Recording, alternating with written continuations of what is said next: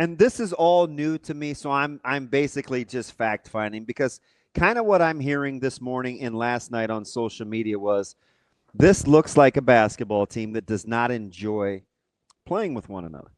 And before I jump to any conclusions, I'm just like, okay, let me kind of look at some of these examples. And at any point last night, did this look like a team that had been on the road since Northwestern? And is that what you thought was part of the catalyst for how they were playing?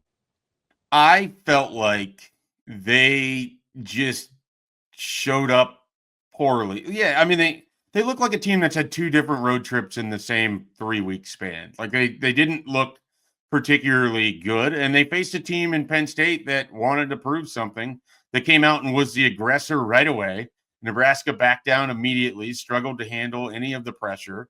You're down 14-2, and they had no way of getting into that game. It was a so much went wrong in the first 4 minutes of that game that it was going to be really hard for them to build their way out. You lose Andrew Morgan almost within the first 2 minutes of the game on 2 fouls, and you have no low post presence offensively at that point. Your point guards and your guard play has struggled all year against pressure defense, and that's one thing that Penn State's going to do really well. And they took Nebraska out of the game right away. Like I never looked at it as, oh, these guys don't want to play with each other. And I didn't think of it as so much Nebraska's played a lot of basketball. Maybe they're tired, but they went into a sleepy environment and they got punched in the mouth and they could not respond to it. And they were able to respond against Northwestern. And there was a brief moment in the second half where I thought down 16 with an open Sam Hoiberg 3-pointer, maybe he makes that. You're down 13 with 16 minutes left to go. You have an opportunity there to make a run. Instead, mystery, they make a 3. They make, I think it was just like an 8-0 run for them. You're back down 24. So that was kind of the end of the game. I don't want to make too much of it. I don't want to make excuses in the sense that, it's a team that you're expected to win, but it's also a road game in a conference where every game is a fight. Like Nebraska is just not good enough that they're going to be able to go in somewhere, play a C- or a D+ game, and then come out with a win in the Big Ten. Like that's just not who they are. They didn't play well enough to win. They didn't deserve to win, and Penn State took it right at them. I mean, to me, that was the game in a nutshell. Nebraska is the same team that I think can turn around and go win on Monday against Michigan, and it wouldn't shock me if they did so. Like I don't want to make too much of that game last night. Jafe, if I'm trying to drag you down into the pit of despair and panic, is the place I could do it not being able to stay in front of the ball at the point of attack? Like everything else you mentioned, I can kind of be like, okay, the foul trouble with Mia and Morgan and Bryce, and they were a little loose with the ball, and Penn State's that's a place where they can get you. Like the thing that I'm having a really hard time getting over is the fact that there was just a freeway to the basket all night, and I don't know what to do with that. Yeah, I mean it's difficult because when they were losing the 6 games, it felt like that was an issue that they weren't able to rim protect. It's felt like that was an issue last year when it fell apart against Texas A&M. They had nobody that could step in front of the trains that were just rolling through the lane there, and so I think that's sort of what they are. I mean, if you don't have Burke, that 3-headed attack of your front court really kind of takes a hit. Like Braxton Mia is not able to play enough minutes, and he's a solid defender. I don't think he's a great defender. Andrew Morgan can do a little, but he's more likely to just get himself into foul trouble than he is to really redirect shots. So yeah, I mean, Penn State just went right at him in the paint, and they had a lot of success with it. That's an issue. But it's not like one that I think is an unknown or one that necessarily every team is going to be able to exploit. It just felt like with Penn State that ended up being their go-to over and over. And the other thing is, how many times did they end up with an and one situation in there? They finished at the hoop. I mean, Nebraska in their best games don't finish particularly well at the hoop. And so it just, I'm more willing to think of it as a perfect storm of stuck than I am to think of it as there's something that got exposed in that game. I don't know that there was anything I saw last night that we haven't seen snippets of this season. So again, I don't think this is a harbinger of issues for Nebraska over the final 4 regular season games and then in the tournament.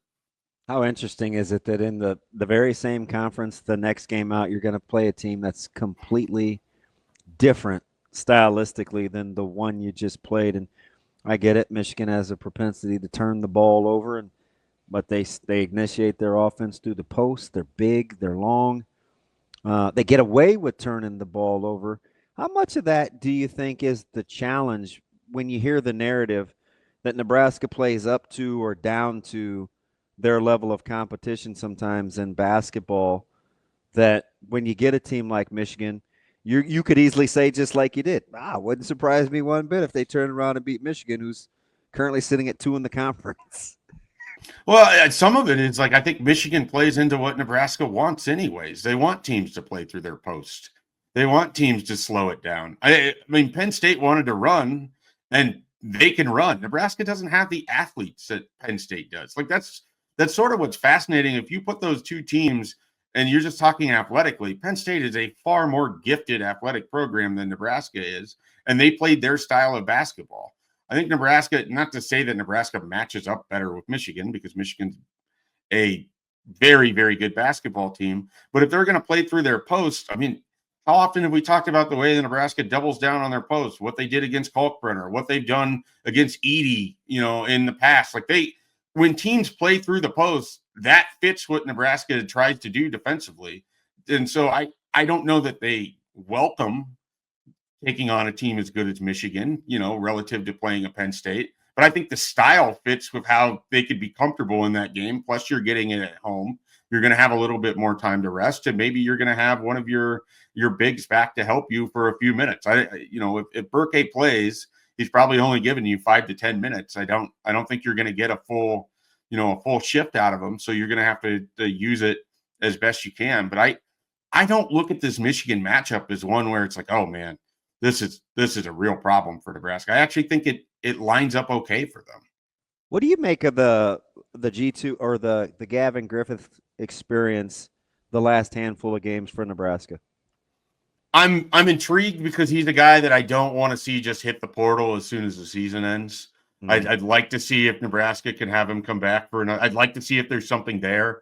I think it's hard to expect much out of someone that hadn't played for 7 straight games until that point where he comes in against Northwestern and he hits a 3.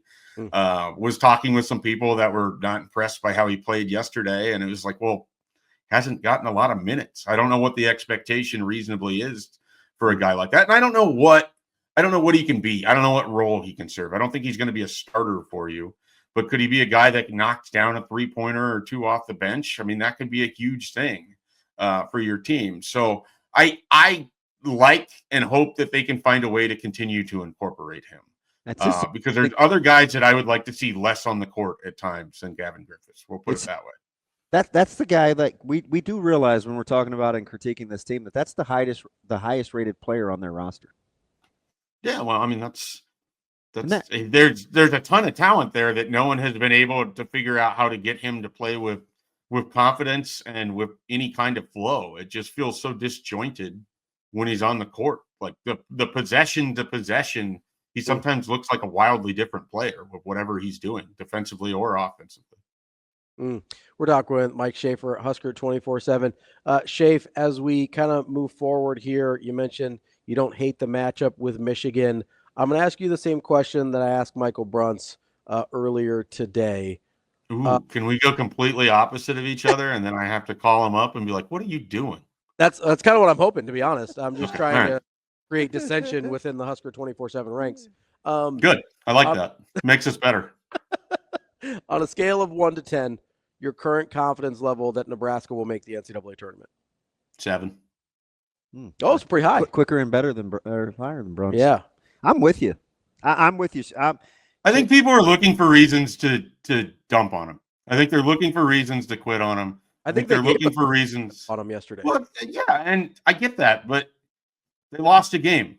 You move on. Like it's just, I think, and I talked about this on this show, I think we have taken sports and we take every game and we have to react wildly to every game. And it is one piece. It is 1/31th of your season.